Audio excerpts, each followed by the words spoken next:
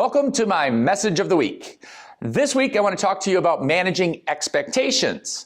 In a previous episode, we discussed managing behavior, which was dealing with the child specific. Well, today we're going to flip it around and we're going to talk about us. How do we manage our expectations when dealing with the kids? I had a specific instance here at the karate school that threw me right into this instance, 100%, and I wasn't prepared for it. It took me by surprise, and so I wanted to share that experience with you so that way you could hopefully be better prepared if or when it ever happens in your situation. We had a belt presentation here. And when the kids come to belt presentation, it's a big celebration. They're here to get their belts. They're here to show off their moves. The parents are here to clap, and it's a really big party. So when the kids come to belt presentation, I have an expectation that they know what they're supposed to know. So in the middle of this belt presentation, I started asking some very general questions that everybody should have had the answers to. And the entire class blanked. Nobody. I don't know what was, if the kids just didn't get enough sleep, if their Cheerios were spiked that morning or what happened, but they were just staring off into space.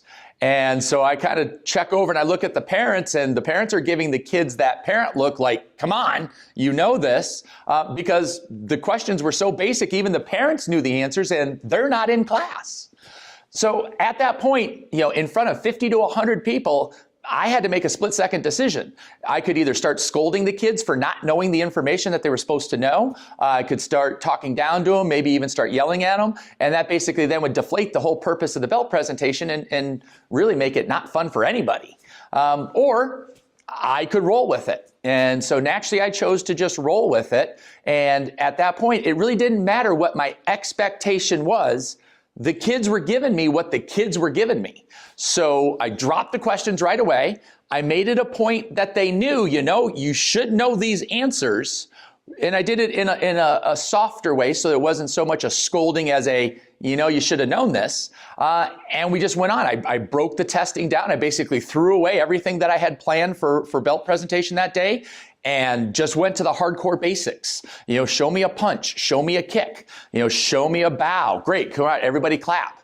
And so at that point, that's what I want to share with you is, sometimes we have expectations for the kids. They're going to meet those expectations. Sometimes they're going to exceed them.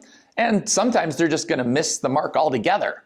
The key element for us, though, is not in if they reach the mark or not, but how we react to it and how we handle it.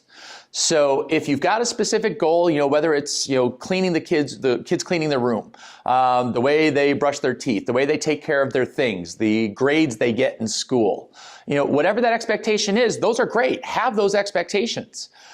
Be prepared, though, for those times when the kids don't meet the expectations with how you're going to handle it. If you turn instantly, negative and start scolding and demeaning, the kids are naturally probably going to turn off, right? They're not going to listen to you much any longer. And so being able to handle those type of situations with finesse becomes the real key in reaching kids and getting them up to that next level. So once again, if you have any questions or if you have a specific situation you'd like me to answer in a future episode, feel free to catch my ear when you're here at the karate school. Give me a call. Still got pages and pages of notes that we're going to be doing in future episodes. So manage those expectations, get to work, and I'll talk to you next week.